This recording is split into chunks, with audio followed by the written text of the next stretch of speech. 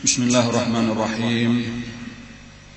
Alhamdulillahirabbil alamin wassalatu wassalamu ala asyrafil anbiya'i wal mursalin sayyidina wa maulana Muhammadin wa ala alihi wa sahbihi ajma'in, amma ba'd.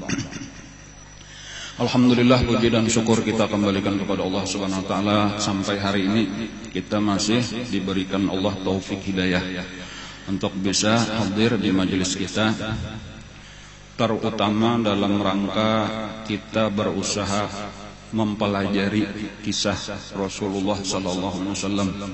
Kita berusaha untuk lebih mengenal Rasulullah sallallahu alaihi wasallam supaya kita bisa lebih mencintai beliau, supaya kita bisa lebih sempurna mengikuti beliau.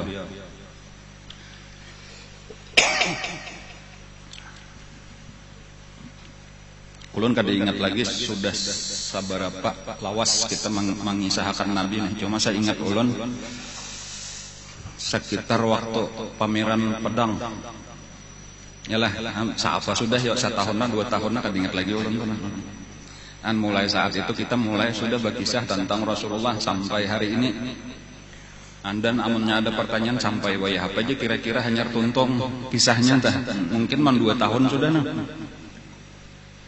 Jawabannya, kisah Nabi itu kada pernah akan ada habis-habisnya. Jadi kehidupan Rasulullah 63 tahun itu secara keseluruhan. Kemudian 63 tahun itu dibagi pulang 2. Persiapan sebelum kenabian 40 tahun, kemudian kenabian sidin 23 tahun. Nah itu kada ada habis-habisnya. Situ pelajaran seumur hidup yang kada pernah tuntung. Amun sekadar kisahnya aja bisa aja sehari gagal aja dituntung akan gitu. Tetapi nang kita ambil bukan kisahnya aja tetapi pelajarannya. Kita mengenal Rasulullah, keistimewaan Rasulullah nang kada pernah ada habis-habisnya. Ilmu ulama itu aja lah, ilmu ulama barataan tentang Rasulullah. Nang ini mengetahui Rasulullah di sini, ini mengenal Rasulullah di sini. Kumpulakan itu ditutalakan cuma sedikit daripada keadaan Rasulullah nang sebenarnya. Jadi berataan ulama dikumpulkan apalagi mensaikong berdua aja dah. Jadi artinya Rasulullah itu terlalu dalam untuk dikenal. Jadi maksudnya apa? Ya kita ini kan ada habis-habisnya sabujurnya mempelajari Rasulullah. Kalau ada orang merasa sudah mengenal Rasulullah, itu sebenarnya baru sedikit daripada Rasulullah yang kita kenal. Jadi jangan pernah merasa terlalu banyak atau ada sedikit, benar. Atau kayak itu masih sangat banyak daripada Rasulullah itu yang kita kada tahu. Nang tahu aja asa banyak para kita padahal itu cuma sedikit. Padahal tadi tujuannya bukan sekadar dikenal tetapi kayaknya supaya dituruti, supaya diikuti. Rasulullah itu adalah uswatun hasanah gasan kita.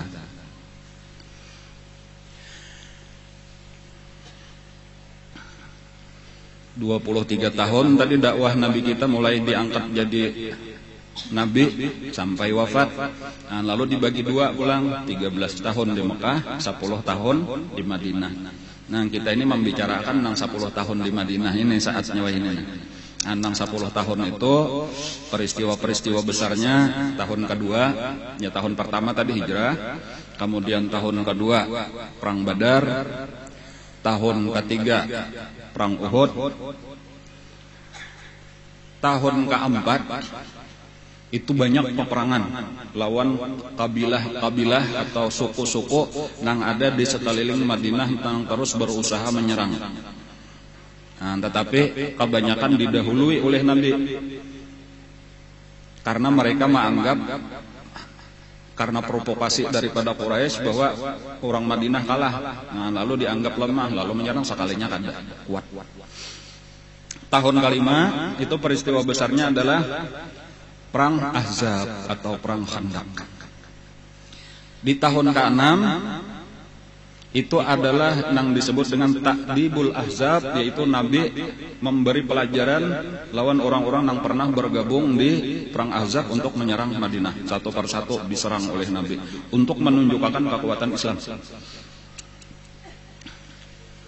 Dan banyak itu cuma mungkin sedikit aja sebagian yang kita kisahkan karena terlalu banyak. cuma pada dasarnya kurang lebih aja kisahnya.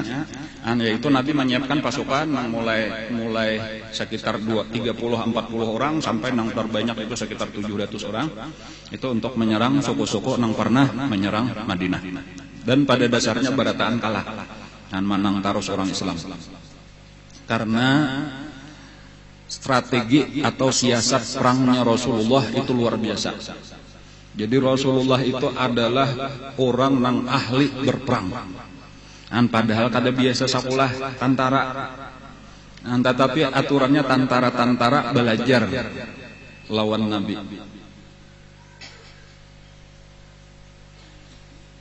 Dan ada rahasianya tuh, rahasia peperangan Nabi tuh kenapa maka menang. Cuma punya rahasianya kada baik dipandir. Karena orang tahu, bilanya orang tahu kan kada jadi hebat lagi. Cuma ulama-ulama tahu tuh rahasianya dan itu jadi pegangan bagi ulama-ulama seandainya satu saat orang Islam berperang, maka ulama-ulama tuh pasti akan mengatur orang Islam itu sesuai dengan strategi perang Rasulullah. Jadi makanya itu berkelanjutan aja di zaman-zaman peperangan orang Islam itu hampir setiap kali menang terus. Kenapa? Karena mereka mengikuti strategi peperangan Rasulullah. Adapun nang pelajaran perang-perang nang lain itu belum tentu, itu belum tajamin lagi.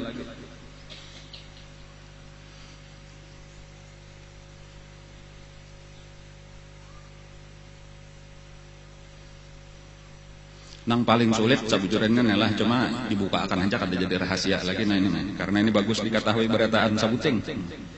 Nang paling sulit untuk dituruti oleh seluruh pasukan di dunia, tentara di dunia di dalam berperang rahasianya. Jadi ini dipadahkan kada usah jadi rahasia supaya diketahui tentara itu kada boleh maksiat.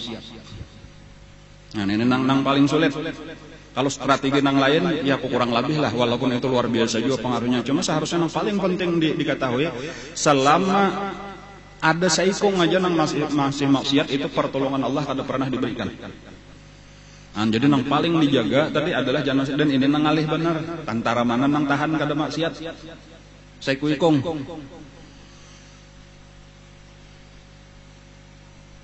Banyak nang kada sembahyang, banyak nang minum-minuman keras gawiannya. Macam-macam lagi maksiat-maksiatnya. Ada nang berzina katujuh. Lalu hendak mendapat pertolongan Allah ada harapan. Itu sejarah kekalahan tentara-tentara pasukan-pasukan dimanapun di dunia. Tetapi bila ada orang Islam nang bujur-bujur tapi dipimpin oleh ulama diatur kayak itu iya tak nang menang. Di Indonesia sedikit kisah lah. Itu nang terkenal sampai di saban tahun diperingati itu peristiwa 10 November. 10 November itu pasukan Sekutu hendak merebut Indonesia. Dipimpin oleh Inggris. Jadi ada Inggris, ada Belanda, ada macam-macam lagi itulah bersatu. Lalu waktu itu nang hendak diserang itu kota Surabaya. Jadi ada peristiwa 10 November itu di Surabaya. Nang Bung Tomo itu berpidato, takbir di radio. Cuman hendak ulun sampaikan itu apa? Kekalahannya Sekutu itu adalah dengan terbunuhnya Jenderal Inggris nang bangaran Jenderal Malabi. Lah, itu belajar sekolah itu belajar di sejarah. Itu nang penting diketahui itu nang membunuh Malabi itu bukan tentara nasional Indonesia. Tetapi santri nang umpat berperang. Nang diarahkan oleh ulama. Kiai Haji Hashim Asy'ari itu atau Kiai Wahid Hashim waktu itu ulama terutama santri dari Tebu Ireng ngaranna nang di Jawa Timur. Itu santri itu ini nang ianya tuh nang jadi kemenangan cuma banu kada dipisahkan orang lagi, kada diekspos lagi. Supaya tahu pertolongan Allah itu diberikan kepada santri dan ulama-ulama nang di situ bersih daripada maksiat, bersih daripada pelanggaran hukum Allah, walaupun mereka tidak pernah dapat tanda jasa jadi pahlawan macam-macam itu kada pernah. Ini supaya tahu benar aja kayak itu Jadi sabujurannya kayak itu umat Islam itu kada kau ditinggal. Amun misal Indonesia tuh diserang musuh amun hendak menang kayak itu lawan Amerika kah lawan apa kah? Umat Islam makalah nang di garis depan, karena inilah santri-santri nang bersih-bersih itulah nang akan ditolong oleh Allah.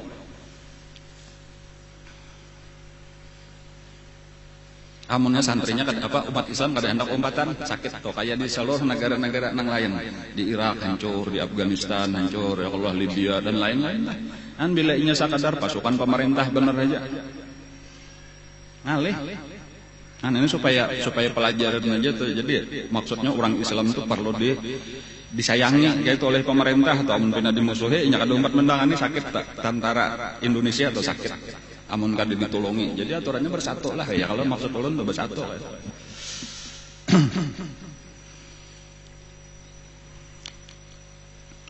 Di akhir tahun ke-6 Hijriah memasuki bulan Zulqa'dah sudah. Jadi Zulqa'dah itu bulan 11 ya Allah, itu Zulhijjah bulan 12, Muharram berarti tahun baru ulang atau tahun ke-7 sudah.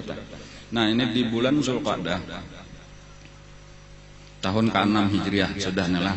Jadi parak habis sudah tahun ke-6. Itu bermula dengan Rasulullah sallallahu alaihi wasallam itu tamimpi. Cuma mimpi Nabi itu disebut ar-ru'ya as-shadiqah, mimpi nang benar. Mimpinya Nabi itu adalah sidin maniak, bahwa Nabi dan sahabat-sahabat itu melaksanakan umrah. Nah, jadi Nabi kita merasa tulakan ke Mekah, lalu tawaf, lalu sa'i, lalu bercukur.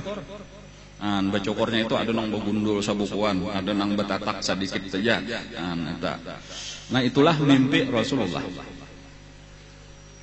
Dan dikisahkan oleh Nabi, aku malam tadi jalan Nabi tamimpi, kita berataan atau banyak kita nih tulakan ke Mekah, lalu kita melaksanakan umrah dan tenang, aman, ada denang ma'aur-aur, ujar Nabi kayak gitu. Jadi bang, napa wahai Rasulullah, ujar sahabat, nah rencana pian kita umrah tahun ini aja Nabi. Nah itu, padahal masa itu kan tahu aja kita nih masih masa peperangan lagi lawan kafir Quraisy. Hanyar aja perang Khandaq tadi 1 tahun aja hanyar. Yang cuma kayak itulah Nabi sudah memang perlu ada tindakan-tindakan terus kayak itu atau kadang-kadang kita bareng aja berdiam aja, jadi harus ada. Nah, lalu dibawailah oleh Nabi, walaupun secara umum aja, walaupun Nabi hendak benar berbanyak, jakanya kawa kita nih makin banyak makin baik tulakan, karena ya memang dari satu sisi Quraisy itu kita masih statusnya berperang. Belum ada gencatan senjata, belum ada perjanjian damai lagi kayak itu satu.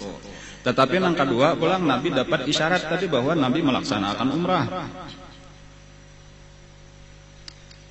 Dan pulang nangaran umrah itu adalah hak seluruh masyarakat. Jadi kada boleh itu sudah, walaupun kada tertulis kayak itu, orang Quraisy itu kada boleh melarang siapapun nah hendak beribadah. Asal bujur-bujur hendak beribadah, termasuk orang Islam seharusnya tuh kada ada peraturan, kada ada undang-undang, baik di KUHP atau undang-undang napa kayak itu ta. Orang Islam kada boleh umrah, kada ada, itu hak segala manusia, hak asasi manusia.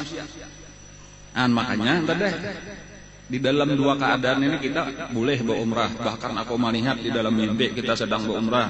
Tetapi dari satu sisi pulang kita dalam keadaan lagi berperang dengan orang yang berkuasa menjaga Mekah, yaitu Quraisy. Tapi pulang dari satu sisi yang lain, aku ini bubuhan Quraisy juga, pulang kan kayak itu Nabi kita dah. Walhasil tulakanlah Nabi, dibawai oleh Nabi. Cuma yang pertama dululah orang-orang nang di luar Madinah, suku-suku nang di luar Madinah itu banyak nang kada hakun umpat. Walaupun sudah dikalahkan oleh Nabi, sudah tunduk lawan Nabi, sudah mengadakan perjanjian, cuma kebanyakan orang takutan umpat lawan Nabi.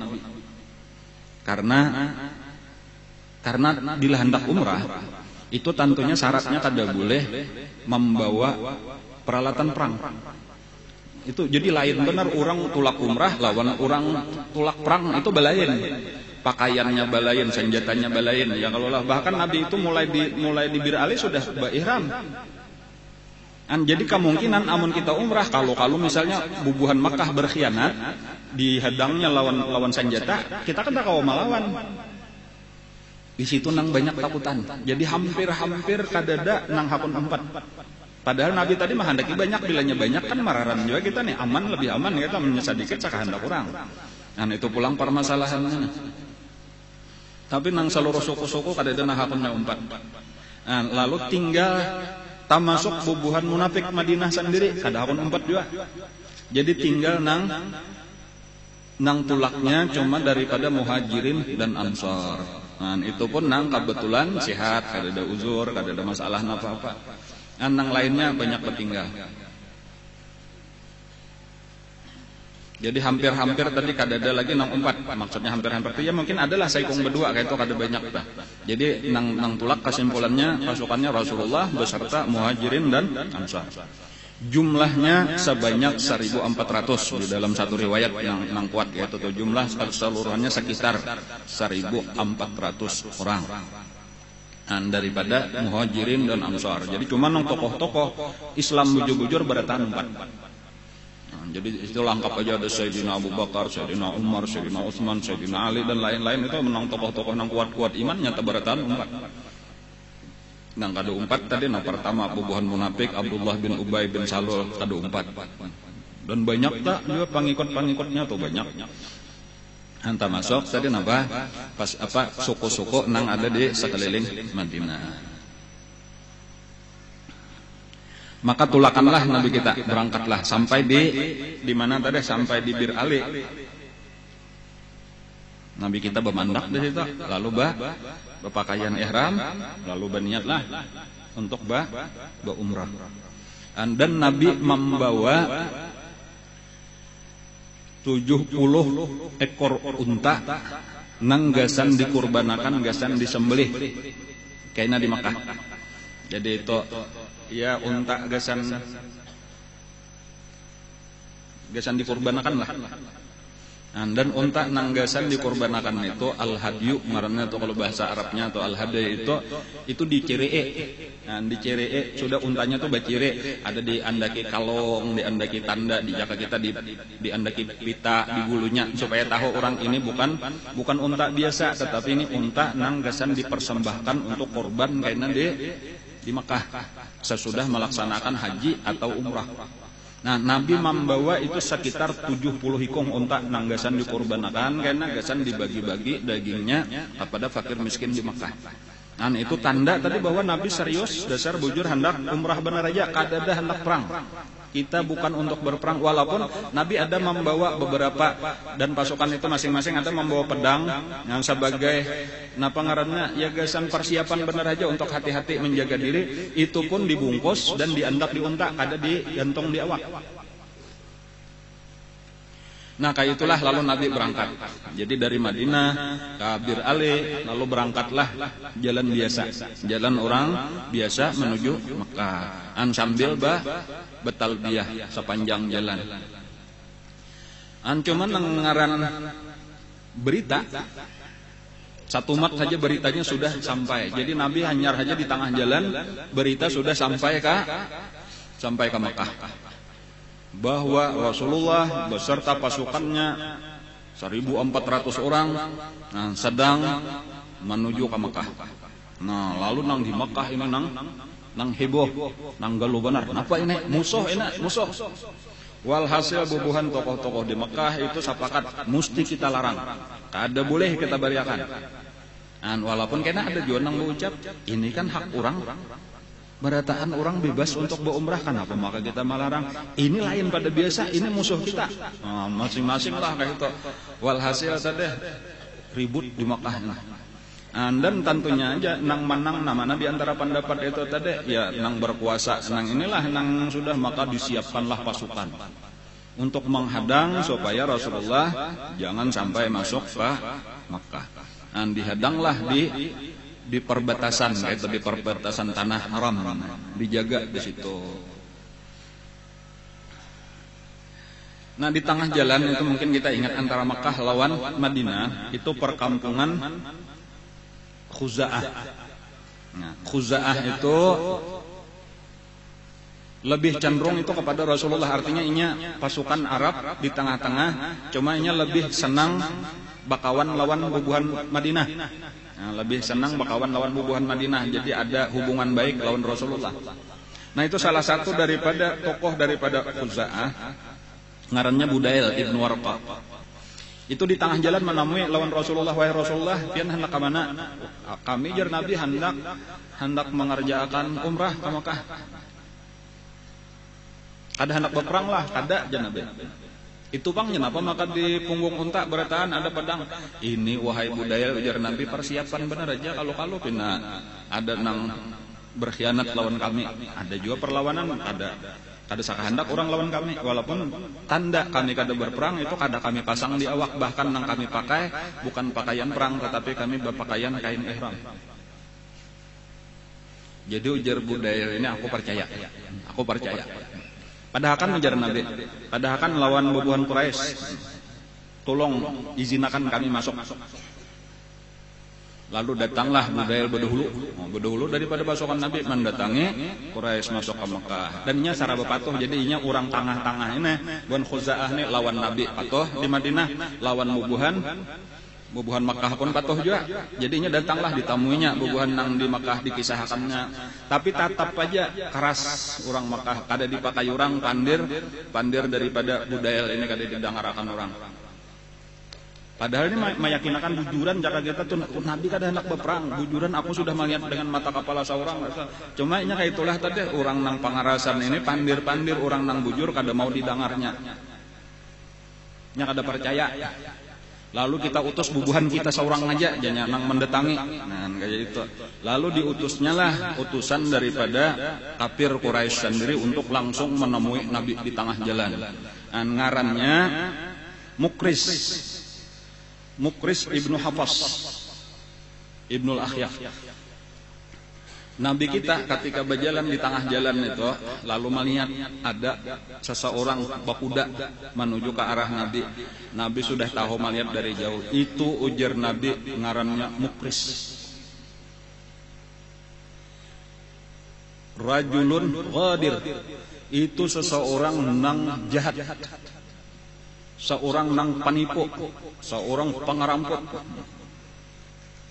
Bahasa halusnya politikus. Kada baik lah padahal lah kada berataan pang politikus gitu tah. Kena tasinggung berataan. Dan memang kayak itulah tah. Inya hingga berita tuh nang negatifnya aja di padahal walau nyata sudah melihat bukti itu cuma inya isinya jahat sangka. Iya memang artinya pakaian ihram pangnya membawa pang. Cuma aku kada percaya mesti ada di balik itu ada tujuannya. Kakak itu kayaknya kabarnya babulik kan. Dan makanya ketika nyebut apa Nabi sakadarnya aja benar kada aja Nabi sebagaimana lawan nang tadahulu tadi lawan Budail tadi kan itu aja kami jar Nabi sakadar datang hendak melaksanakan ihram. Kami kada ada bermaksud apa-apa. Kami tuntung mbak ihram, tawaf bener aja sa'i mbak itu bercukur kami berikan. Kami hendak menyembelih 70 ekor unta ini karena dibagi fakir miskin. Kami kada ada urusan apa-apa.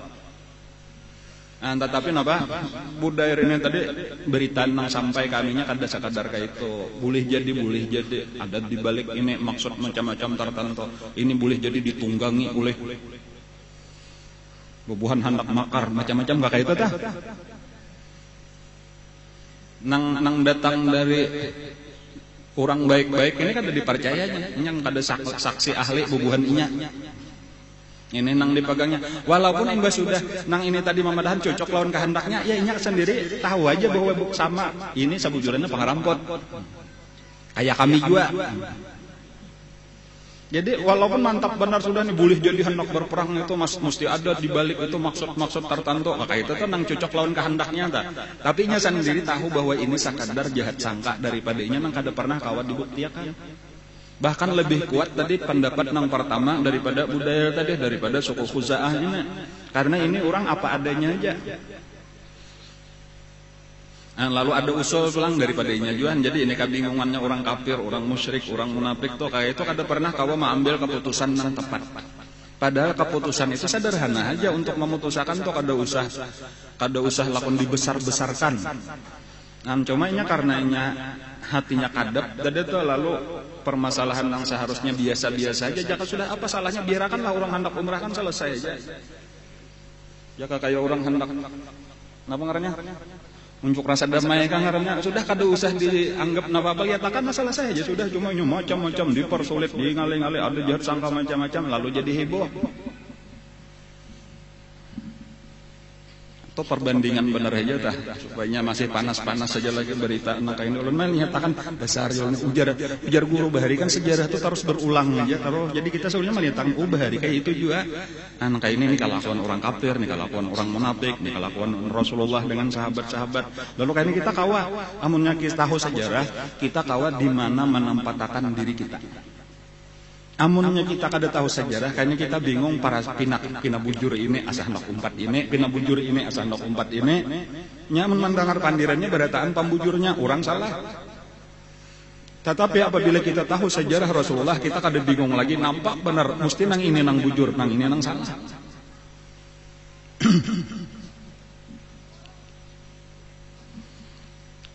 Lalu ujarnya kita mencari orang tengah aja pulang. Kalau nang ini tadi bubuhan kita, kayak ini beritanya ada siapa tadi Mukris kangarnya tadi dah. Bubuhan kita beritanya kayak ini lebih memihak kepada kita. Ada itu Budail itu orang Khuza'ah lebih memihak kepada bubuhan Madinah. Kita cari orang tengah, orang luar. Nah, ngarannya ada bubuhan Ahabis. Ahabis itu adalah persatuan daripada suku-suku nang di luar daripada Makkah lawan Madinah. Nah, nang bahari mereka itu adalah pendukung orang Makkah juga, cuma di luar daripada itu. Nah, lalu diminta kepala daripada Ahabis itu nang bangaran Al-Hulais, Hulais ibnu Alqamah. Jadi diminta, kami artinya ini sudah ada dua pendapat. Ada nang memadahkan bahwa Muhammad dan pasukannya itu bujuran datang ke sini sekadar hendak umrah kada berperang. Tetapi ada nang kedua, ini utusan nang kedua masih curiga bahwa mereka itu walau kelihatannya hendak umrah tetapi patut diwaspadai, ada kemungkinan mereka itu hendak kudeta, hendak makar. Walau mereka kada berpakaian perang, walau kada karena boleh jadi ditunggangi teroris-teroris, maka itu pang jahat sangka tadi tah.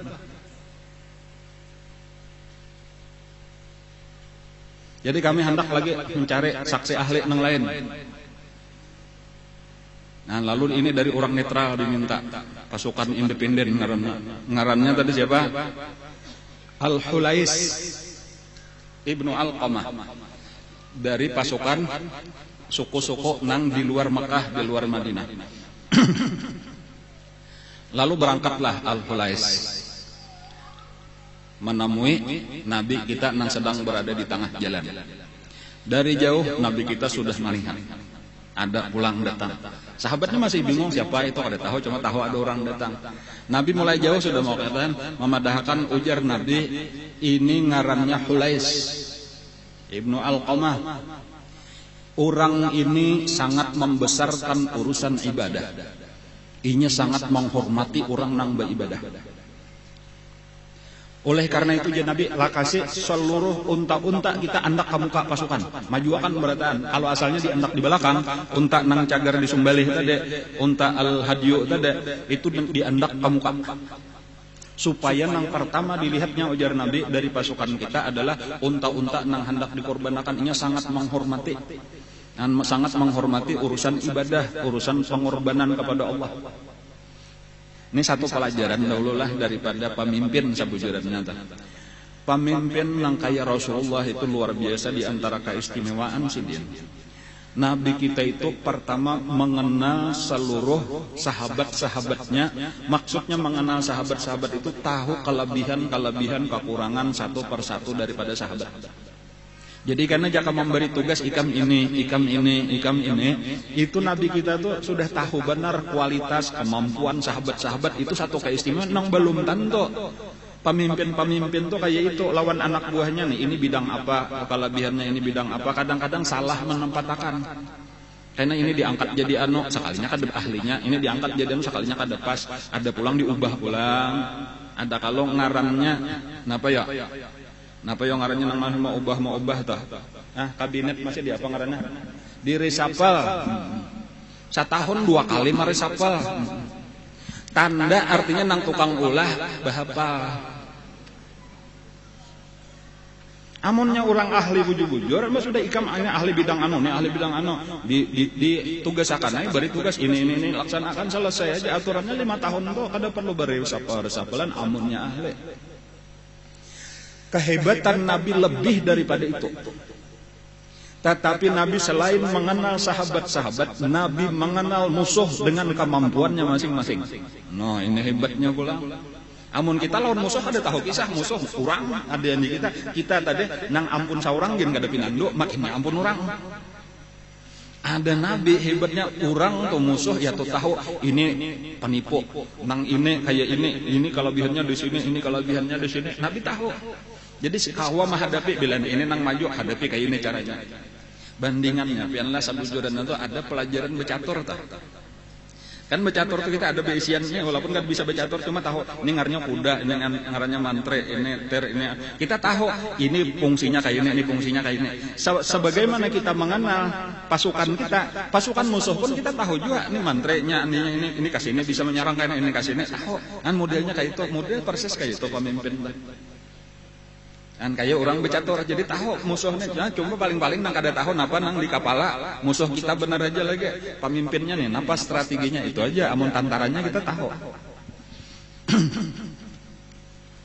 Nah jadi ketika Al-Hulais tadi datang mulai jauh-jauh Nabi sudah menyiapkan. Jadi Al-Hulais itu tadi sekali beparak, inya melihat bahwasanya di belakang itu Nabi dan pasukannya berataan berpakaian ihram sedang bertalbiyah, lalu melihat kuda-kudanya ini unta-unta tadi sudah diberi tanda-tanda berataan cagar hendak dikurbankan. Inya kada mendatangi lawan Nabi kada jadi bepandir, langsung bebulik. Wan nyetar kesan bujur ini orang hendak beribadat, ini mesti nang mahalangi nang salah. Ini hak orang ini kan udah melanggar undang-undang apa-apa. Nganden nampak benar, kelihatan aja dari pakaiannya kelihatan kada ada nang bersenjata apa-apa. Kada ada hendak karusuhan apa-apa. Kurangnya ikhlas, jaka kaya itu nang di bawahnya sajadah lawan tasbih. Kada sarana dihadapi lawan tank, meriam, gas air mata, macam-macam lah. Itu berlebih-lebihan menghadapi orang Islam kayak itu dah.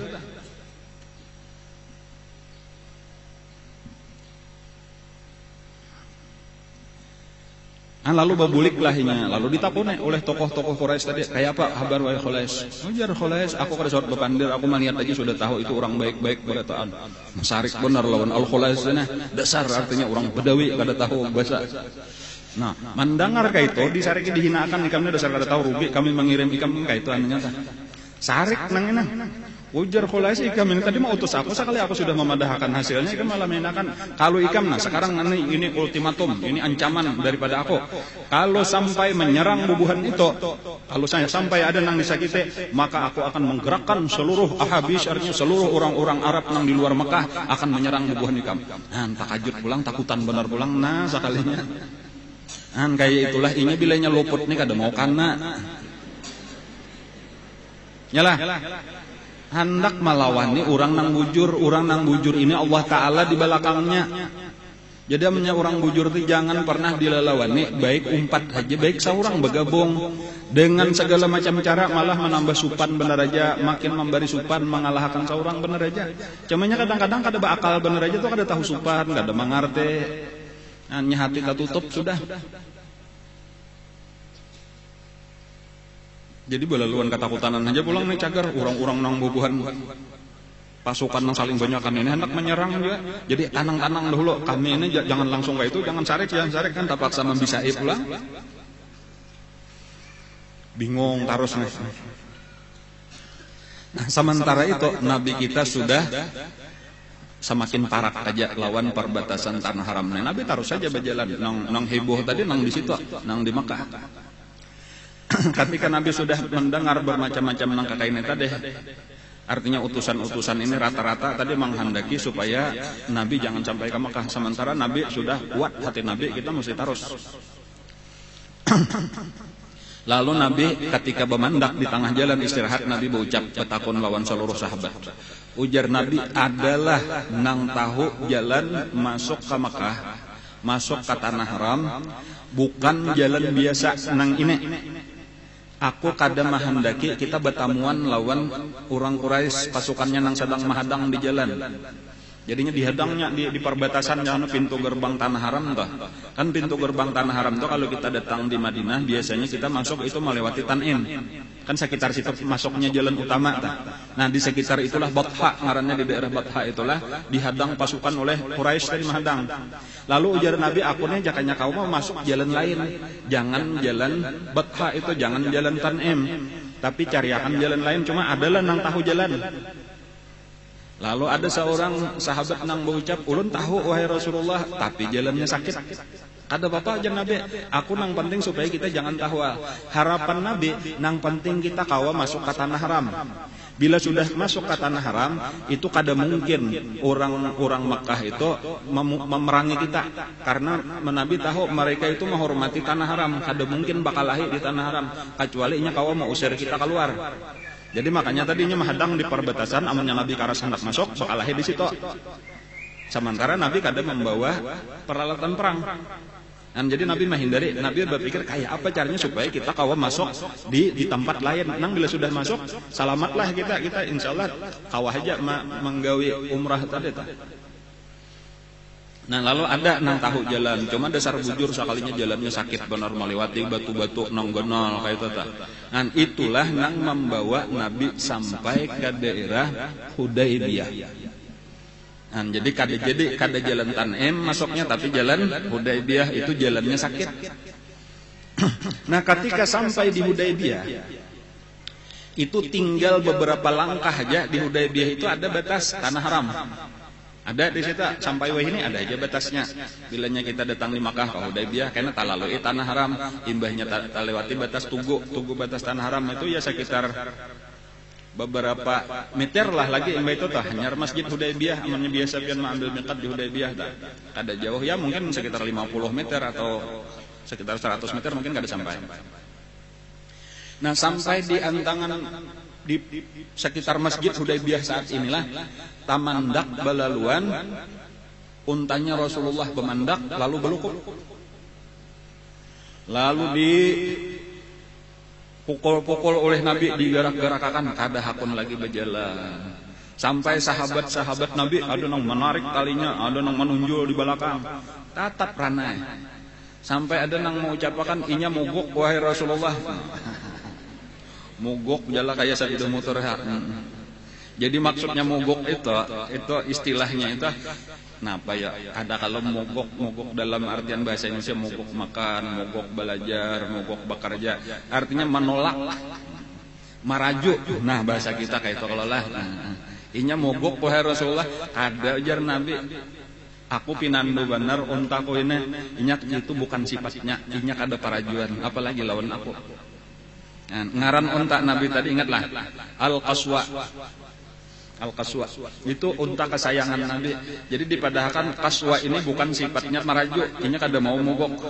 Lalu kenapa wahai Rasulullah maka inya bemandak, maka kada hakun bangkit lagi sampai di sini aja. Nah ini jawaban Nabi, habasaha habisul fil, habasaha habisul fil. Artinya nang menahan dia kada mau berjalan adalah Allah yang menahan gajahnya Abraha. Jadi habasaha habisul fil telah menahan akan dia oleh orang yang menahan akan gajahnya Abraha. Bahari gajahnya Abraha itu kayak itu juga tamandak tuhuk dia nu kada hakun, bilanya dipaling hakun. Artinya apa? Maksudnya ini sudah ketentuan Allah bahwa kita bemandak di sini aja. Nah, kayak itulah lalu Nabi bemandak sudah jangan Nabi turunan aja berarti. Sahabat-sahabat sebagian ada nang maju masuk ke tanah haram kawa. Kan cuma melihat Nabi di luar tanah haram bemandak, maka bemandakanlah juga di situ. Ujar Nabi kita istirahat di sini, pasang kemah di sini. Ini ketentuan Allah, sudah kehendak Allah kita berenang di sini. Dan apa nang terjadi? Ayo kita hadang aja Nabi, kita hadang aja. Nah, lalu barataan istirahat di situ. Di antara permasalahannya ajar sahabat wahai saudara sebutin aja di sini. Nah permasalahan kita di sini kada ada banyu. Di sini kada ada banyu. Ada lah Nabi sumur ada tapi kering. Lalu diambil Nabi sabuting, apa ngarannya di unta Nabi tadi ada wadah panah. Diambil Nabi wadah panah, diambil Nabi sabilah panah, di jurung Nabi, nah ujar Nabi, cucukakan di tengah-tengah sumur. Jadi ada salah seorang sahabat yang bercabur ke dalam sumur, kada dalam bener bang sumurnya ya nang 1 meter 2 meter lah. Lalu dicucukakannya panah Nabi tadi langsung menyambur banyak keluar dari dalam sumur itu, dan itu cukup untuk makan, mandi dan seterusnya selama di situ tadi seluruh sahabat nang jumlahnya sekitar 1.400 orang. Cuma ulun sendiri kada tahu apakah sumur-sumurnya itu masih ada, cuma kebanyakan bekas-bekas nang kakak itu biasa sudah ditutup, kemudian sumurnya ditutup, pohonnya karena ada di situ pohon tempat Nabi bersandar ditabang orang, hanya karena orang Wahabi takutan benar kalau syirik. Padahal itu nang beberkat ya kalau di situ tah, cuma ya kayak itulah kebetulan pahamannya kayak itu kada boleh itu syirik ujarnya, jadi dibuanginya.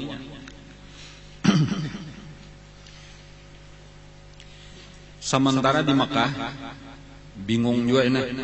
Kenapa Nabi Mekah kada datang tahu-tahu sudah ada di Subalah, di Hudaybiyah sudah.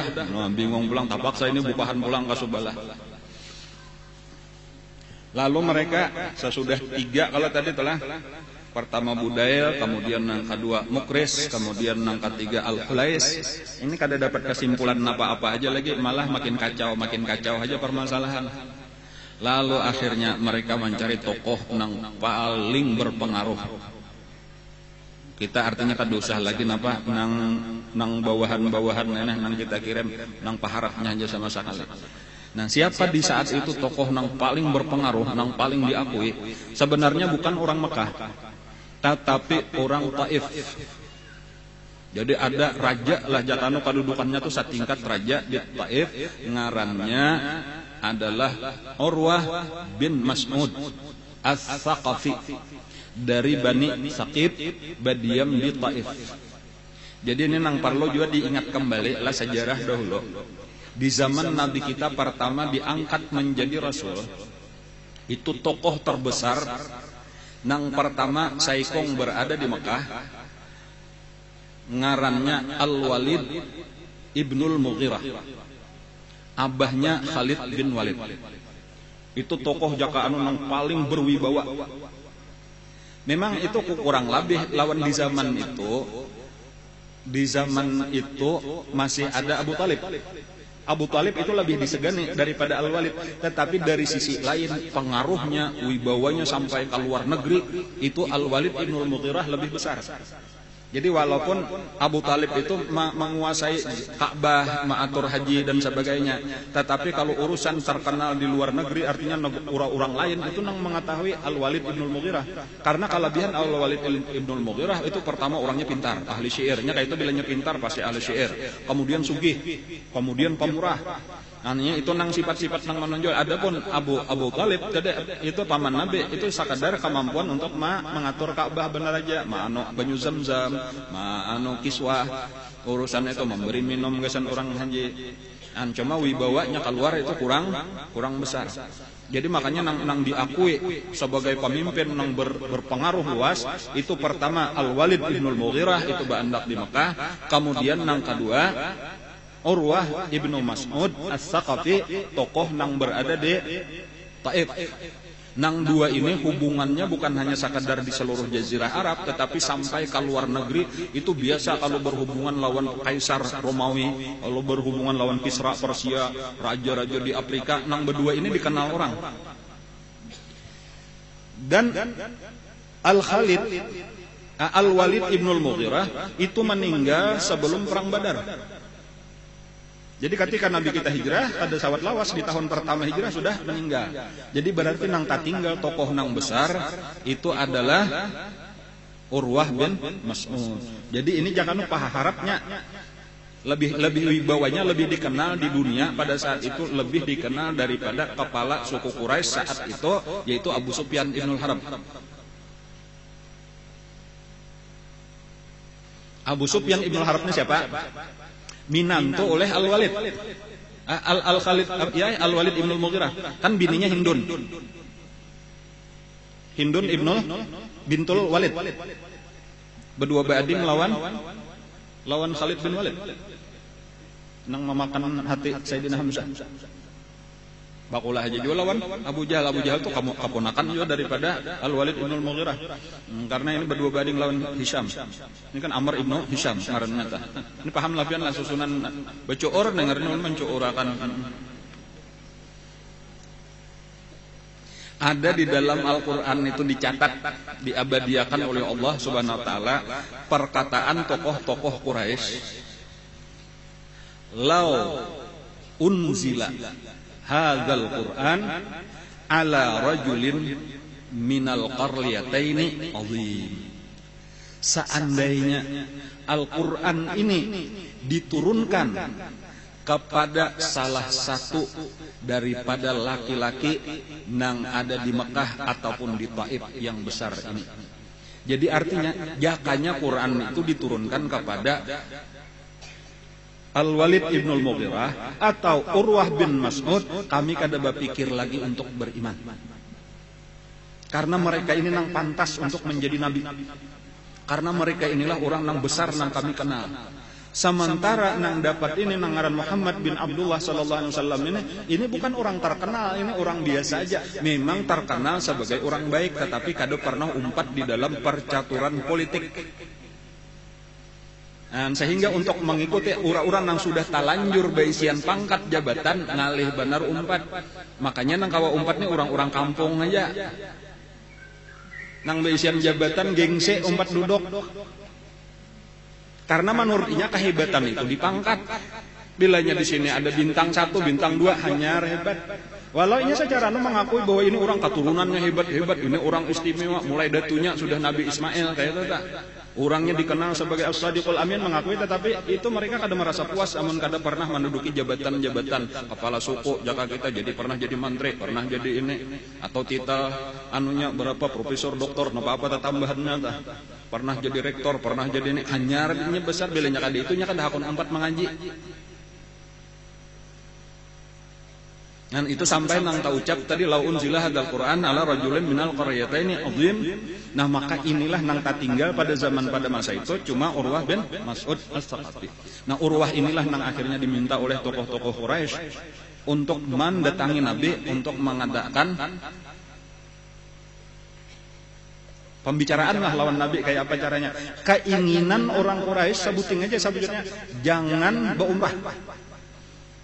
Kami keberatan kalau berumrah. Kehendak mereka tuh sebutin itu aja kayak apa supaya jangan berumrah. Tapi di sisi yang lain mereka supan juga pulang amunnya melarang orang padahal ini hak asasi orang. Nah jadi ini nang jadi dilemanya ngaranna tah. Jakanya kawa para demo. Sementara demo itu hak asasi mereka pulang kan ngalih bener nah. Ngaran salah tadi bang padahal banyak hak orang liatakan ya kalau cuma nya ketakutanan kalau. Ini jaka wayah ini, jaka zaman ini tuh kurang lebihnya kayak itu. Lalu diutuslah yang paling hebat sudah nih kapalanya sama sekali.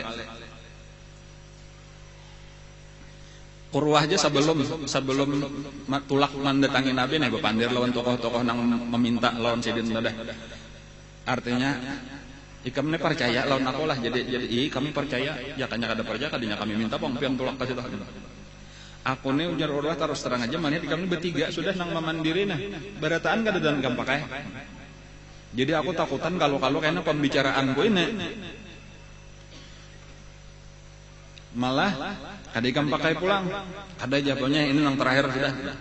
Nang 3 tuh kada kita pandang lagi. Nah walhasil tulaklah Urwah ibnu Mas'ud. Nah Urwah ibnu Mas'ud ini datang, Nabi kita sudah istirahat di dalam kemah di Hudaybiyah. Adapun nang 3 tuh masih di tengah perjalanan aja. Ya kalau lah ada ini Nabi sudah sampai di Hudaybiyah. Nah jadi datanglah Urwah minta izin kepada Nabi dan Nabi tahu. Anunya Nabi tadi itu keistimewaan Nabi pinandu. Ini orang paling besar sudah nang ada saat ini. Orang-orang yang bukan hanya terkenal di kalangan Arab tetapi terkenal sampai ke luar negeri. Di mana aja di dunia zaman itu tokoh Arab nang dikenal saikong ini pang lagi nang dikenal orang yaitu Urwah bin Mas'ud As-Saqafi. Dan dari Bani Saqifah ngarannya adalah Bani Saqif. Lalu minta izin untuk masuk untuk bertamu lawan Nabi. Lalu diizinkanlah lalu masuklah ke kemah Nabi. Urwah ini dengan pakaian perangnya, artinya berbaju besi, berpedang kayak itu. Sahabat-sahabat melihat nang kayak itu tadi, lalu waspada lah nih, hati-hati, apalagi ini berhadapan lawan Rasulullah. Dan ini bukan hanya orang nang ahli politik, tetapi dasar orang bahar itu bukan sekadar ahli politik bisa bapandir aja, tetapi nang kayak Urwah itu urusan bakalahi jagaunya juga. Jadi ini secara fisik hebat, secara otak hebat, kayak itu, secara kemampuan strategi hebat. Ini bilanya kada ahli di dalam segala bidang itu sulit untuk menjadi orang besar bahari kayak itu. Harus nengaran jagoan itu di dalam segala bidang makalahan. Makanya Allah menciptakan Nabi kita itu sempurna di dalam segala bidang. Sehingga di bidang apa aja orang kada kawa menyaingi. Artinya berhadapan lawan siapakah? Berhadapan lawan nang ganal awak, Nabi ganal juga awak. Berhadapan lawan nang gancang, Nabi gancang lagi. Berhadapan lawan orang nang ahli bepandir, Nabi lebih fasih lagi bepandir. Berhadapan lawan orang nang pintar, Nabi lebih pintar lagi. Dan bahkan pasti ada kekalahannya. Nabi karena orangnya ini pintar, Nabi selain pintar, rupa bagus juga, awak bagus juga. Orang nang muhanya bagus, Nabi otaknya cerdas. Banyak kelebihan di lain ulang di bidang orang itu Nabi sudah mengalahkan, plusnya lebih di dalam segala bidang yang lain. Itulah keistimewaan Rasulullah. Jadi amun Nabi sendiri kada pernah ada gentar menghadapi siapapun, karena Nabi memiliki nang ada dimiliki oleh orang itu. Dan sementara orang itu ada kekurangan nang kada dimiliki, nang ada di dalam diri Nabi. Jadi itulah keistimewaan Nabi.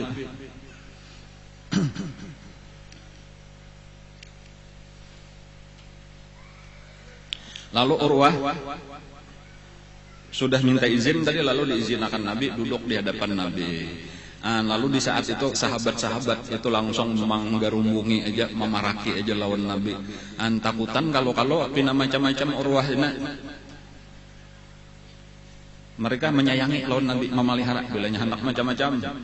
Awas artinya tuh di dalam hati aja bang. Cuma Urwah tahu juga nih menang diparaki sahabat-sahabat bergerumbung di belakang Nabi ini kada kawa macam-macam seorang. Cumanya nangaran tokoh tadenya kada mau kalah apa aja kita tak. Kada mau kalah mental lah kayak itu tuh, nya tetap aja jangan keberaniannya walau seorangan Nabi beserta sahabat-sahabat nang banyak di kemah Nabi itu aja hibak, apalagi di luar kemah kan jumlahnya 1.400 orang. Nya seorangan aja. Dan nya kada ada menampakkan ketakutan, bahkan dengan berani menyampaikan kata-kata wahai Muhammad. Modelnya kayak itu. Ikam ini datang dengan membawa kekawanan ikam ini, ketahuilah aku seakan-akan kalau ikam wani masuk, aku sudah berani menjamin ikam kada selamat. Masuk ke kawanan ikam ini kada dengan kawannya membela, barataan akan bukahan. Karena di situ di kota Mekah ini pasukan Quraisy sudah aku siap. Mereka itu kada ada keinginan untuk menerima ikam. Mereka siap mati untuk menolak. Maancam kayak itu aja langsungnya kayak inilah ini ngarannya apa? Diplomasi itu saling menekan. Nabi tenang-tenang aja, Nabi tenang aja. Ini orang sekadar memberi ancaman bener aja, orang hendak menakut-nakuti ngaranana. Cuma Nabi tenang-tenang aja. Nang kada tenang malah sahabat Nabi nang biasanya paling tenang, yaitu Sayyidina Abu Bakar Siddiq radhiyallahu anhu. Ini nang sarik bolaluan, ikam mengira kami meninggalkan Nabi kah? Ketahuilah kami siap mati. Kayak itu aja. Tenang wahai Abu Bakar, jar Nabi tenang aja. Ini biasalah pandir orang politik kayak inilah model memanas-manasi hendak memancing-mancing supaya kita terpancing. Tenang aja, kita kada perlu takutan, sudah berdiam dia. Lalu pulang Urwah itu hendak menunjukkan kedudukannya. Kalau orang-orang tinggi itu bepandir lawan nang sejajar atau lawan nang di bawah itu biasa. Ini budaya Arab, biasa aja sambil memusut janggut kawan, janggut nang dipandiri. Ada nang janggut saurang kada. Itu orang Arab tuh biasa, bilanya bepandir tuh bila memusut-musut janggut tuh biasa aja, itu menunjukkan artinya kita menganggap kawan biasa kayak itu, atau minimal di bawah aku. Inya nang kadawani lawan orang nang lebih tinggi daripada inya. Jadi Urwah itu hendak menunjukkan bahwa inya lawan Nabi minimal sejajar aja kita, ikam tokoh di Madinah, apa tokoh di Mekah. Jadi lalu bepandir hendak menyurung tangan. Nah babaya hendak menyurung tangan itu langsung ada pedang nang menahan. Umdud yadaka, tarik tangan ikam daripada muka Rasulullah. Sekalinya ada orang di belakang, muhanya betukup, tinggal matanya aja kelihatan. Langsung anuakan pedang menghalangi tangan Urwah nang hendak menjapai janggut Nabi. Nabi rana aja. Seandainya dijapai pun Nabi kada sarik juga. Sudah tahu budaya orang Arab kayak itulah sudah tak. Dan Nabi kada pernah merasa tinggi pada orang. Nabi biasa aja paribasnya kakanakan gitu menjapai janggut sidin kada dihirani sidin. Orang tawadu.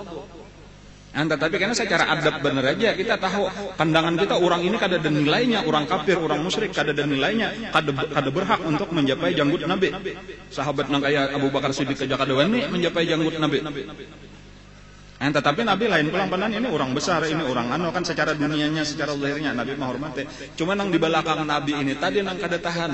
Langsung ada pedang ditahani, tahan tangan nikam, jangan wani-wani mencapai janggut Nabi. Takutan juga sekalinya Urwah melihat mereka ini nekat benar-benar, lalu menarik, ujar Urwah siapa ikam? Nya kada matanya aja bang. Nah, lalu Nabi tersenyum, ujar Nabi kada pinandukah ikam? Itu kamanakan ikam juga.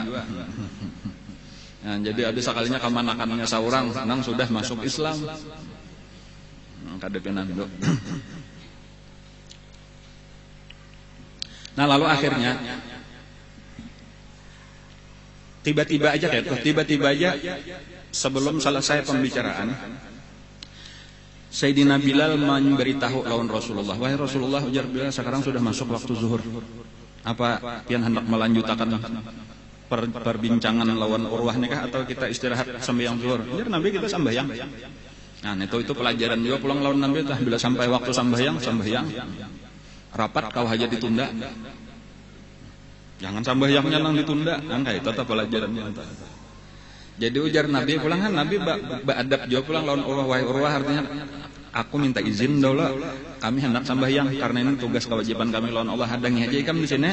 Amun ikam masih perlu bepandir, hadangi kayaknya kita sambung pembicaraan. Siap ujar Urwah. Aya ada Bapak. Disitulah nang Urwah memperhatikan aja lagi tak paksa. Nah, pun tadi ada hanya aja peristiwa tadilah waktu masih Obama ada bertamu lawan raja Saudi nang hanyar ngarannya Salman. Jadi Obama lawan nang bini, lalu bertamu dengan Raja Salman itu dengan para menteri.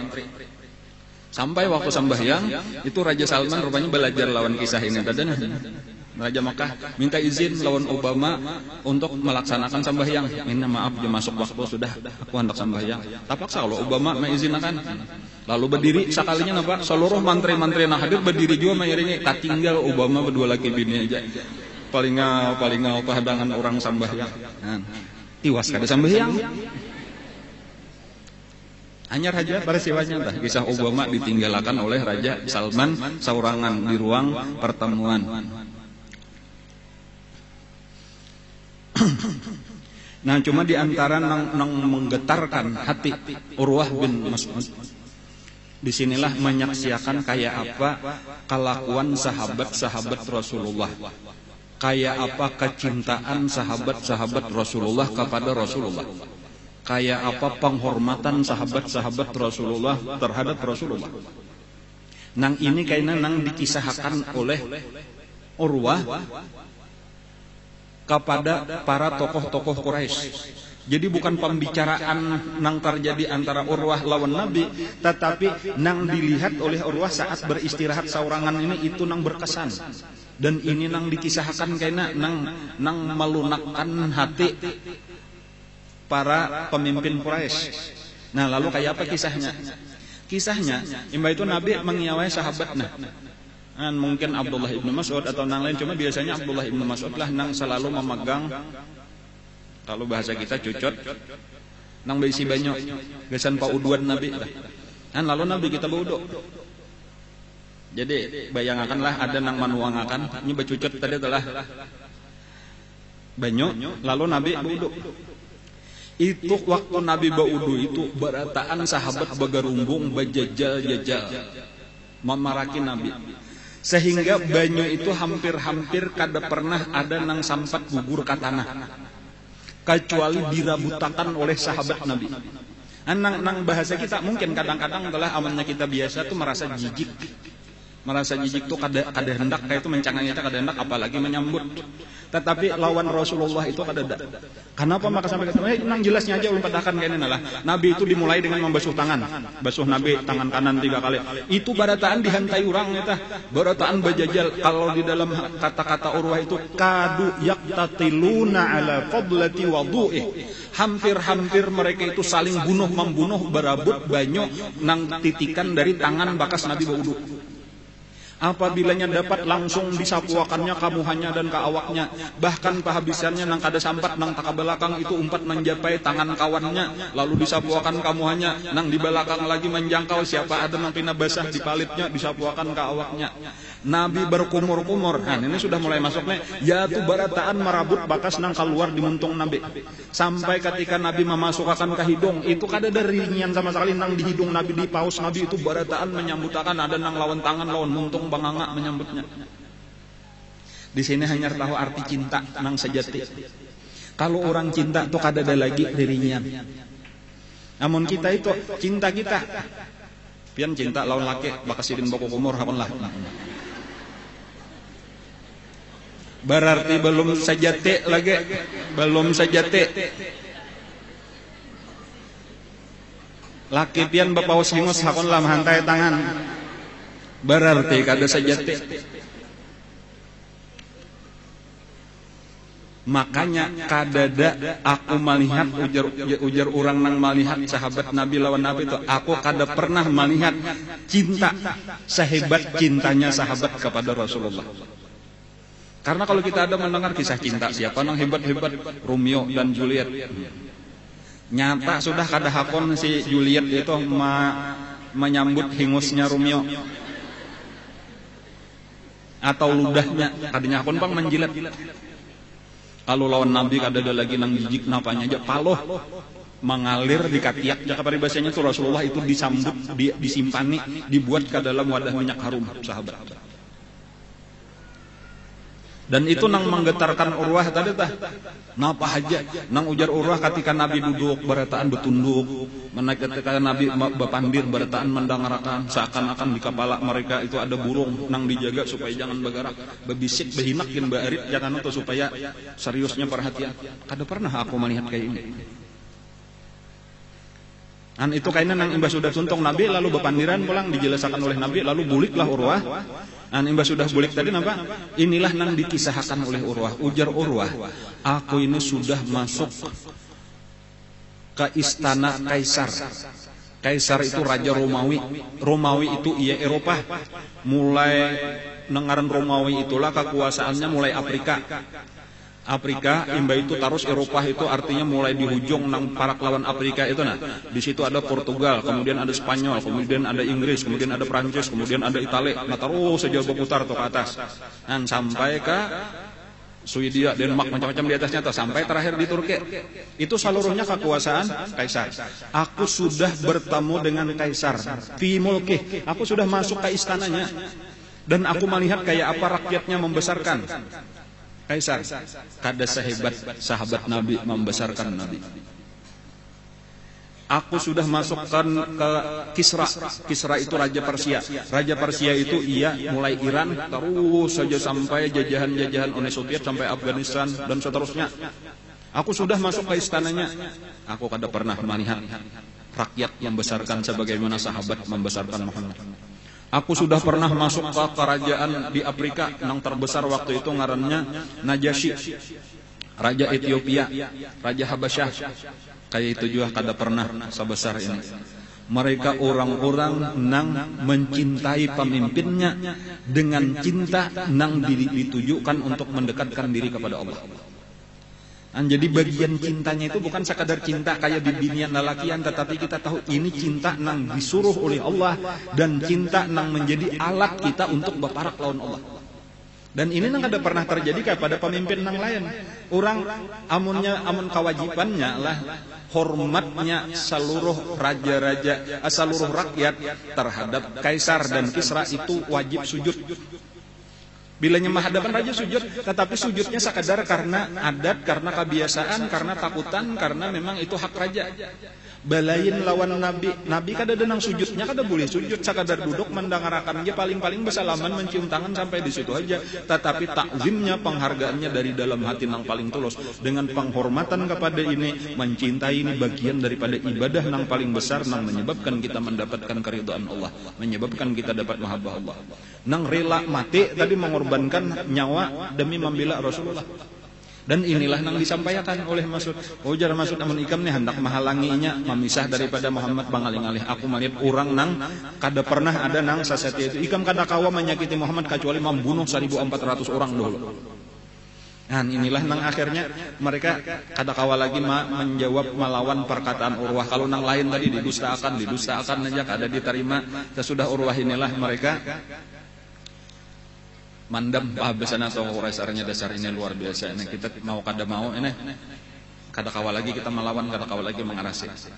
Nah, lalu apa kesimpulannya ujar mereka kada ada jalan kecuali kita mencari berunding. Nah, jadi disinilah timbul niat untuk mengadakan perundingan dan mengadakan gencatan senjata atau perjanjian damai. Nah, inilah karena nang terjadi nang disebut dengan sulhul Hudaybiyah. Artinya perjanjian Hudaybiyah. Nah, lalu diutuslah orang nang ahli apa ngarannya? Ahli ulang urusan perjanjian damai. Ngarannya Suhail bin Amr. Dan tetapi di salah-salah itu Nabi kita, ujar Nabi, ada satu masalah ini lagi kita nang belum tuntas. Karena sebenarnya tokoh Quraisy saat ini cuma entah kenapa nih kada mau tampil-tampil dan malah mau utus nang lain. Ngarannya Abu Sufyan. Kan kalau tokoh Quraisy sendiri itu Abu Sufyan bin Harb, lagi nang tersisa nih nang lain banyak matian sudah, generasi nang Abu Jahal dan lain-lain habisan sudah. Ini tokoh nang kedua aja lagi. Abu Sufyan. Sementara Abu Sufyannya kada ada kelihatan, malah mau utus nang lain. Ujar Nabi, aku hendaknya seseorang menghubungi Abu Sufyan. Siapa nang hakun menjadi utusanku ke Mekah? Berataan sunyi asa gayar jom saurangan pulang masuk ke Mekah nih. Tahu musuh pang Mekah nih, orangnya nang sudah nekat kayak itu. Lalu Nabi melihat nang paling hebat di antara sahabat Nabi, wahai Umar ya Nabi, ikam hakunah kau utus ke Mekah. Ujar Sayyidina Umar, rasanya ulun ini kada pantas wahai Rasulullah, ulun ini terus terang aja rasa takutan juga. Sampai Sayyidina Umar takutan sedang kata saurangan karena ulun ini bermasalah bujur. Orang Mekah tahu ulun ini paling menantang lawannya, jadi amun harapan dibunuh orang saling banyakan ulun, maka saurangan ulun kada kawa jo melawan. Ulun ada usul nang lain, orang nang lebih dihormati oleh orang Mekah. Siapa ujar Nabi? Utsman bin Affan. Nah, alasannya karena Utsman bin Affan ini satu suku lawan Abu Sufyan bin Harb, sama-sama dari Bani Umayyah. Dan inilah dan termasuk orang yang kada bermasalah. Jadi Sayyidina Utsman ini termasuk orang yang kenapa ya? Kada tapi banyak pandir, sidin banyak urusan sidin saurang kayak itu. Jadi balain lawan Sayyidina Ali, balain lawan Sayyidina Umar kayak itu nang katujuh kontroversi, katujuh menantang, katujuh mahwal lawan orang ada ini banyak ada umpatan orang. Dan karena sidin pengusaha, gawian sidin becari orang sugih, dan katujuh bersedekah itu aja kalau bakal lahir kada tapi katujuh. Dan walaupun di dalam peperangan empat juga bahkan jarang-jarang empat banyak ditinggal oleh Nabi sendiri, disuruh Nabi menjaga kota Madinah kayak itu. Dan jarang-jarang Sayyidina Utsman ini empat, dia paling empat tadi empat di belakang bener aja jota. Karena bidangnya lain. Jadi makanya kalau sebahagian ulama lah mentafsirkan ayat yang berbunyi asyidda'u 'alal kuffar itu tafsirnya Sayyidina Umar. Ruhama ubainahum itu Sayyidina Utsman. Artinya kapalanya kayak itu kapala nang asyidda 'alal kufar, orang Islam itu keras terhadap orang kafir, itu contohnya kapalanya Sayyidina Umar ibnu Affan. Adapun ruhama ubainahum kasih sayang sesama mereka itu kapalanya adalah Utsman bin Affan. Ada nang tadi Umar ibnu Khattab. Dan kayak ini, walaupun berataan sama aja juga Sayyidina Utsman kasih sayang juga sesama orang Islam Sayyidina Utsman. Keras juga terhadap orang kafir cuma lebih menonjol di sini. Nah, ini pulang pelajarannya karena ulama-ulama pun kayak itu. Jadi ada ulama nang pina banyak mengurusi orang kafir dimusuhinya. Nahi mungkar nang menonjol. Nah, tetapi ada nang lebih menonjol napa amar ma'rufnya, lebih banyak lawan orang Islamnya. Maksudnya kedua-duanya ini jalan seimbang, masing-masing berbagi. Jakano ikam bagian ini, aku bagian ini. Ayolah kita sama-sama, bukan saling menghujat, bukan saling menyalahkan, bukan saling membanggakan diri. Misal nang berperang ini nah, lawan orang nang ini.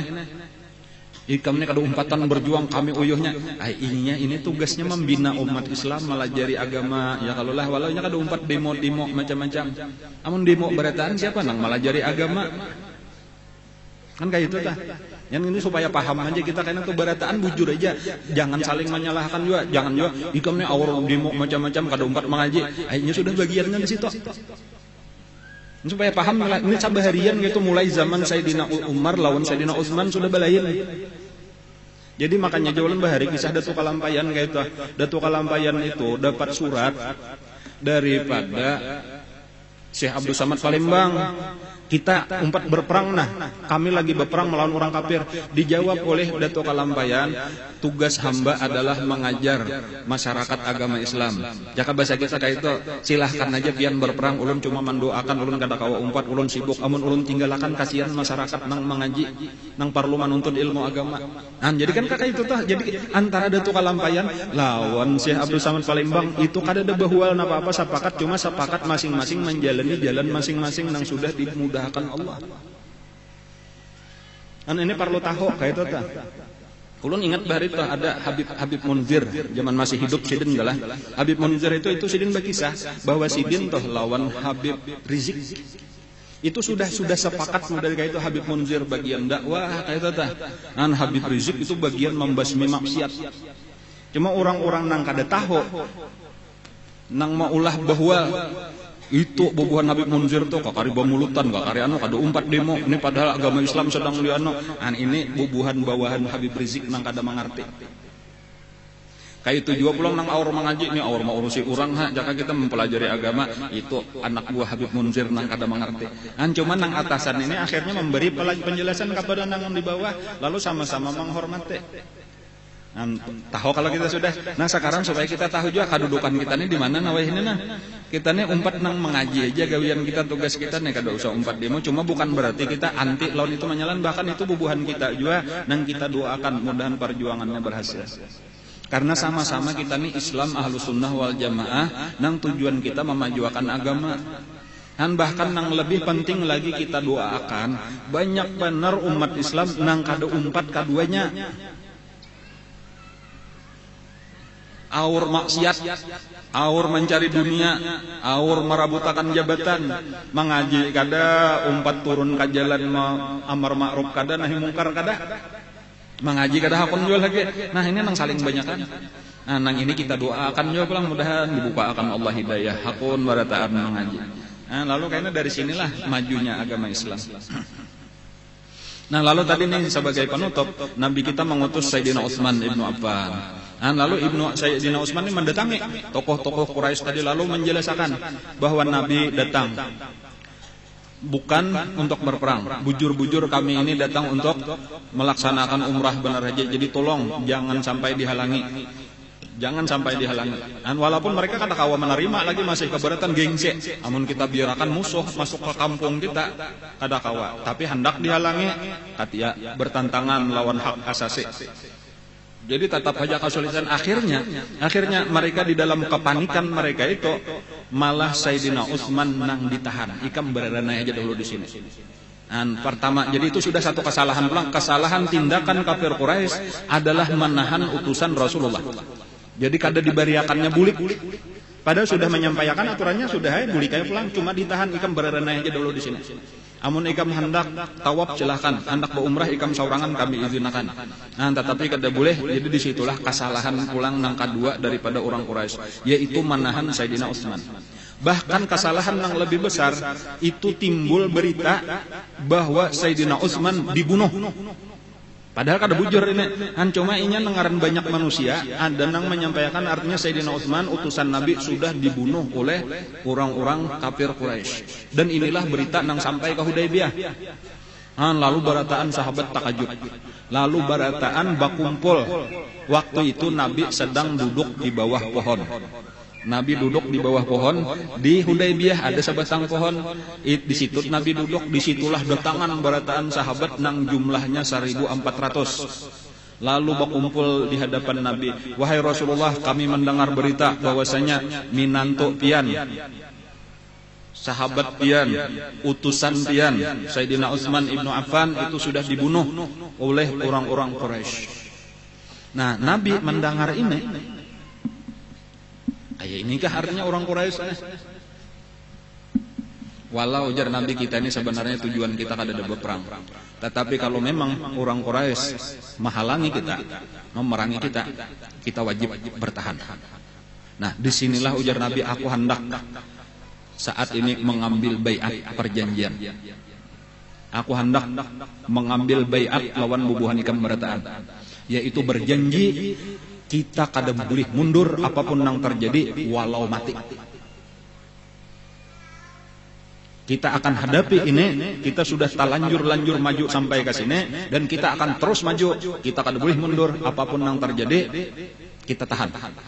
Hakun lah ikam berjanji. Berataan hakun. Kecuali saikong. Kaina.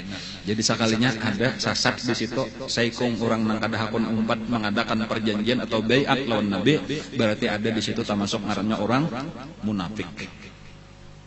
Lalu masing-masing lah langsung, jadi masing-masing bergilir bantri mendatangi Nabi.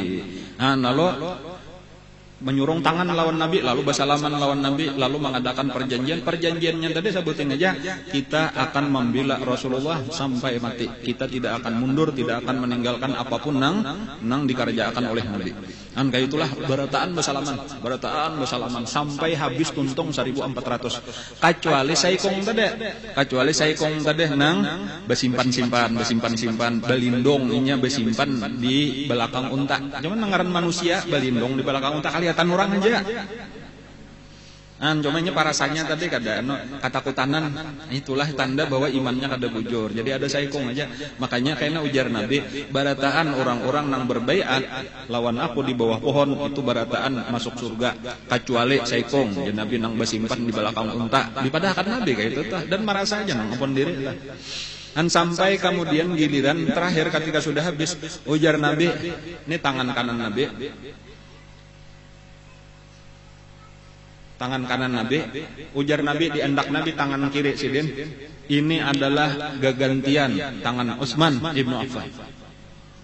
Jadi sabujurannya itu maksudnya, walau waktu itu Sayyidina Utsman ibnu Affan itu kada umpat mengambil baiat, tetapi sabujurannya Nabi seorang nang mewakili mengambil baiat. Jadi tangan kiri Nabi itu adalah mewakili tangan kanan Sayyidina Utsman nang bersalaman lawan tangan kanan Nabi. Kayak itu. Jadi makanya kayaknya ada orang-orang yang diantaranya kayaknya nang waktu Sayyidina Utsman itu jadi khalifah dan berusaha membunuh Sayyidina Utsman itu bubuhan orang Khawarij. Mereka memadahan karena Sayyidina Utsman itu kada umpat baiatus syajarah. Itu padahal itu kada tahu. Sahabat berataan itu sepakat, ujar sahabat, tangan kiri Nabi nang mewakili Sayyidina Utsman itu lebih afdal daripada seluruh tangan kanan kami dikumpulkan. Nabi ini Sayyidina Utsman diwakili oleh tangan kiri Nabi. Ada kami tangan kanan berataan menyalami tangan kanan Nabi. Itu kumpulkan tangan kami berataan lawan tangan kiri Nabi. Mana harapnya? Harap tangan kiri Nabi. Jadi lebih kuat baiatnya Sayyidina Utsman daripada baiat kami nang hadir. Kayak itu tuh, jadi bujur kada hadir tetapi paling hebat karena diwakili oleh tangan Nabi seorang. Dan itu pendapat sahabat, mereka berataan menghormati Sayyidina Utsman, mengakui ini adalah salah satu daripada orang nang bebaiat di bawah pohon. Lalu ujar Allah di dalam Al-Quran, ini turun diantaranya lah kisah nang sedang kita bicarakan ini. Itu ada dua judul. Pertama Sulhul Hudaybiyah ngarannya, yaitu perjanjian Hudaybiyah. Kaina imbah ini akan datang utusan Quraisy, cuma mungkin kada sempat waktunya. Kemudian yang kedua di situ ada yang disebut bai'atus syajarah atau disebut juga bai'atur ridwan.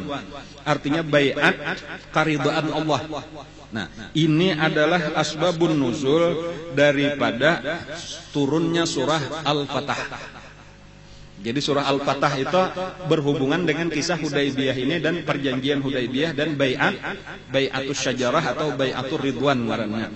Jadi hampir sasurahan surah Al-Fatah itu, inna fatahna laka fatham mubina. Sesungguhnya kami telah membukakan kepada engkau pembukaan yang nyata. Apa artinya terbuka dengan pembukaan yang nyata? Itu tafsirnya adalah perjanjian Hudaybiyah. Dan seterusnya. Atau karena di dalam ayat nang di parak akhir itu, laqad sadaqallahu rasulahu ru'ya bil haqq. La tadkhulunnal masjidil harama insyaallahu aminin muhalliqina ru'usakum wa muqassirina la takhafun. Itu maksudnya adalah Allah itu akan membenarkan mimpi nang dilihat oleh Nabi. Mimpi nang dilihat oleh Nabi napa? Yaitu Nabi tamimpi tawaf, sa'i, bacukur. Ada nang bagundul, ada nang batatak sedikit itu. Laqad sadaqallahu rasulahu ru'ya bil haq. La tadkhulunnal masjidil haram. Kamu pasti akan masuk ke Masjidil Haram. Nah, dan itu akan terjadi kayaknya.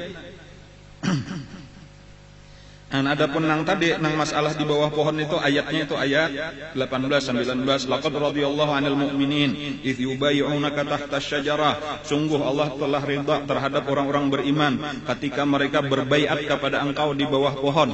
Dan ya ini pohon nang di belakang Masjid Hudaybiyah. Cuma pohonnya kada ada lagi, sudah ditabang ngurang. Siapakah nang manabang kada tahu juga. Cuma ujar takutan karena orang Islam menyembah pohon itu ujarnya karena syirik. Fa'alima ma fi qulubihim. Allah tahu napa nang ada di hati orang beriman. Berarti orang beriman cinta lawan Rasulullah. Dan mereka menjadikan cinta mereka kepada Rasulullah adalah alat untuk mendapatkan cintanya Allah. Nah ini yang penting kita pelajari nih. Nang kita wani mati tadi tah demi agama kita, demi membela Rasulullah. Fa anzalas sakinata alaihim, maka diturunkanlah oleh Allah ketenangan di dalam hati mereka. Seorang nih kada ada bersenjata apa-apa, musuh berisian senjata nong lengkap, yaitu kita sedikit, musuh banyak, yaitu kita kada takutan kenapa nah? Karena memang seandainya mati itulah nang dicari-cari. Dan amun orang sudah kada takutan mati lagi, bahkan hendak mati, lalu ada musuh hendak membunuh, itu kada ada takutan, makalah jakanya boleh ucap, ya kasih nah, aku hendak benar sudah masuk surga, aku hendak benar sudah bertemu lawan Rasulullah. Jadi ini sifat hati orang beriman, dan ini nang hampir-hampir kada ada lagi di hati orang beriman wah ini. Orang beriman wah ini kebanyakan takutan mati. Ini nang menyebabkan kelemahan orang Islam ini kan apa aja? Ini kan Nabi memadahkan, ujar Nabi karena di akhir zaman orang Islam itu saling banyakan, tapi kada berkuasa apa-apa kalah lawan orang kafir. Nah, wahai Rasulullah maka kayak itu inya orang Islam ada beisian penyakit ujar Nabi. Napa penyakitnya wahai Rasulullah? Pertama hubbud dunya, nang kedua wa karahiyatul maut. Mereka cinta benar lawan dunia, nang kedua takutan benar mati. Nah, dua macam inilah yang penting kita buangi daripada hati kita untuk memajukan Islam. Yang pertama, ampih buangi cinta lawan dunia. Jangan disayangi lagi dunia. Dunia ini cuma alat kita mendapatkan akhirat. Nah, bilanya kita sudah memulai ini seperti harta, banyak kita gunakan gasan agama, insya Allah kayaknya penyakit takutan mati itu hilang. Kenapa? Nah, karena kita merasa kita berisian rumah di akhirat bagus pada di sini. Kebun di akhirat luas pada tanah kita di sini, kendaraan di akhirat baik pada di sini. Amun terus kayak itu tadi tuh dengan diantaranya tadi kita menggunakan harta kita gasan agama, insyaallah kena merasakan tak. Aku jakanya mati tuh suka benar, apalagi matinya mati syahid, malah dipinta mati syahid. Mati syahid itu liwar nyamannya, kadada kenikmatan yang lebih nyaman daripada mati syahid, lebih nyaman daripada jima. Ini kalau nang tahu, perasaan jima itu nyaman benar, nyaman mati syahid. Jadi sampai-sampai orang-orang yang mati syahid itu imbahnya sudah mati, tadi sekalinya pertama kada ada merasa sakit apa-apa. Sekalinya paliat orang berarja awaknya berdoroh-doroh macam-macam, sekalinya inya saling nyamanan. Langsung berada di dalam kebun surga, makanan nang nyaman-nyaman, pakaian nang nyaman-nyaman, hiburan nang rame-rame di hadapan Allah Subhanahu wa taala. Allah nang memberi langsung. Bepandiran lawan Allah taala. Ujar Allah Ta'ala, ayo silahkan makan, ini pakaian ikam, ini minuman ikam, ini rumah ikam, macam-macam. Lalu ujar Allah pula, imbas sudahnya makanan, kenapa lagi nah, nang ikam hendak minta, aku memberi. Ujar bubuhan nang mati syahid tadi, ya Allah, kami kada minta apa-apa lagi, ini labihan sudah, kada kami kira, kayak ini sekalinya nyamannya, nang pian sadiakan gasan orang mati syahid. Ujar Allah, kada, ikam ura-ura nang ku sayangi, aku hendak memberi, napa nah, nang belum ada di sini, nang ikam kapingin. Ada lagi ya Allah, barataan ini nang ada ini lebih daripada nang kami pikirkan. Ujar Allah, aku hendak memberi. Mohon pulang bepaksaan sama bepaksaan. Ujar mereka, nah ini perhatikan, ujar mereka, ya Allah, kalau memang pian hendak benar jua memberi kami, maka satu-satunya permintaan kami, bulikakan kami ke dunia supaya kami mati pulang, terbunuh pulang di medan perang. Bukan untuk menikmati dunia, kadang-kadang kami hendak langsung tiba-tiba ada di medan perang, lalu kami bakalahi pulang, lalu kalah pulang, bukan menang, lalu terbunuh pulang, karena mati syahid itu nikmatnya luar biasa, ya Allah. Kenapa jawaban Allah? Ada mungkin orang sudah mati hidup pulang, kayaknya seakan orang hantu. Dan ini bukan aturan kok, bukan sunnah kok, mati sekali aja sudah dipindah. Jadi ujar Tuhan kada kawa amun permintaan ikam nang itu nang lain. Namunnya kayak itu ujar mereka, ya Allah kami kada perlu apa-apa lagi, lebih dari cukup, dan kehendak kami bulik ke dunia kada pian izinakan, maka permintaan kami sebuting aja lagi, tolong sampaikan ya Allah lawan orang-orang Islam nang masih hidup, padahakan kisahkan keadaan kami supaya mereka tahu, supaya mereka jangan lagi takutan, jangan ada takutan mati lagi di hati mereka. Dan ini yang penting kita ketahui itu, supaya kita siap mengorbankan harta kita gasan agama, siap mengorbankan nyawa kita gasan agama. Minimal niat dulu, karena yang dipandang Allah niat. Ini jangan niat aja sudah kedua nih, aku takutan aja, belum apa lagi. Amunnya kita berniat boleh jadi kita sampai mati kada pernah berperang, tetapi Allah melihat niat kita bujur. Kan kayak itu tak? Dan lalu disitulah Allah menurunkan ayat la tahsabanna alladzina qutilu fi sabilillahi amwat bal ahya inda rabbihim yurzaqun. Diturunkan Allah lah di dalam Al-Quran memberitahukan keadaan mereka. Jangan kalian mengira orang-orang yang terbunuh di jalan Allah itu mati. Mereka itu tetap hidup, bahkan di sisi Allah. Inda rabbihim yurzaqun, mereka dapat rezeki. Nah, jadi Allah langsung memberi makanan, memberi minuman. Kayak apa keadaannya kada kau dikisahkan. Nah, dan ini penting nih untuk kita hidup akan pulang di hati orang beriman. Kan bukan membawa ibakalahian kan, tetapi supaya kita ada rasa cinta kita kepada Islam, ada keinginan untuk memajukan agama Islam. Dan dijanjikan Allah wa asabahum fatham mubina. Sambungan ayat tadi ta. Laqad radiyallahu 'anil mu'minina idz yubayyi'unaka tahta asy-syajarah fa'alima ma fi qulubihim fa anzala as-sakinata 'alaihim, dan Allah menurunkan ketenangan di hati mereka, wa asabahum fatham qariba, dan Allah akan memberi balasan kepada mereka fathan qariba, sebentar lagi akan terbuka. Nah, napa nangarnya akan mendapatkan kemenangan? Karena sambungan sesudah Sulhul Hudaybiyah ini tinggal kemenangan besar. Jadi makanya itu surah nang turun disebut surah Al-Fatah. Karena di sini akan ada dua peristiwa besar sesudah perjanjian Hudaybiyah. Pertama nang disebut Fathu Khaybar. Fathu Khaybar itu adalah pusat terbesar lagi berkumpulnya Yahudi di Khaybar, itu akan dikuasai oleh orang Islam. Itu luar biasa besarnya Khaybar itu. Kemudian yang kedua akan terjadi yang disebut Fathu Mekkah. Mekkah akan dikuasai. Dan walaupun itu 2 tahun yang akan datang. Wa'adakumullahu wa maghanima katsiratan, dan kalian akan mendapatkan ghanimah yang sangat banyak di Khaybar. Itu terutama luar biasa, saling banyakkan harta didapatkan oleh orang Islam.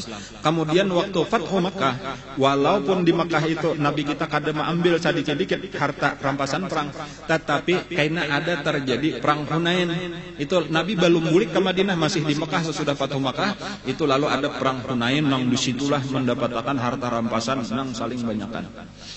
Nah, jadi baratan. Nah, ini maksudnya lah nang ulun bacakan ini adalah janji-janji Allah nang belum terjadi dan menunjukkan mukjizat Al-Qur'an. Jadi di dalam Al-Quran itu dipadahkan kaina ikam dapat ini, kaina dapat ini, dan ini belum sebelum terjadi. Tetapi karena tahun-tahun berikutnya tuh itu tunggal butingan nang ada. Jadi waktu turun ayat ini orang banyak kada mengerti napa maksudnya Fathan Qariba. Kada tahu bahwa ini sekalinya Fathu Khaybar dan Fathu Mekkah. Dan kemudian karena dapat harta rampasan yang banyak, di mana dapatnya kada tahu juga. Sekalinya di Khaybar dan di Hunain, bukan di Mekah. Jadi kalau Fathunya Mekah, tetapi harta rampasannya Hunain. Nah, maka itu karena lebih mudah ketika kita mempelajari, bergabung belajar tafsir, belajar Quran, memahami ayat Quran sekaligus belajar sirah nabawiyah. Itu rame jadinya membaca karena kita paham kisahnya.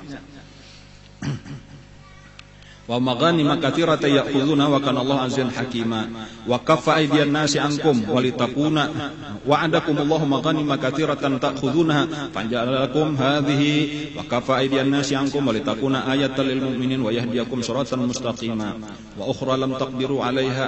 Dan kena ada juga ujar Allah satu kota nang kalian kada mampu merebutnya. Itu adalah kota Taif. Dan walaupun di sini kada tahu juga nang mana maksudnya ini. Dan cuma kena ada, jadi bukan berarti saban kalian umat Islam menyerang itu pasti berhasil. Ada satu kota nang kaina umat Islam menyerang berhari-hari berbulan-bulan, kada pernah kawa merebut benteng Taif. Sampai akhirnya Nabi kita menyuruh bulikan. Sampai sahabat protes, kenapa Rasulullah maka kita bulikan, padahal aturannya kita kada boleh putus asa.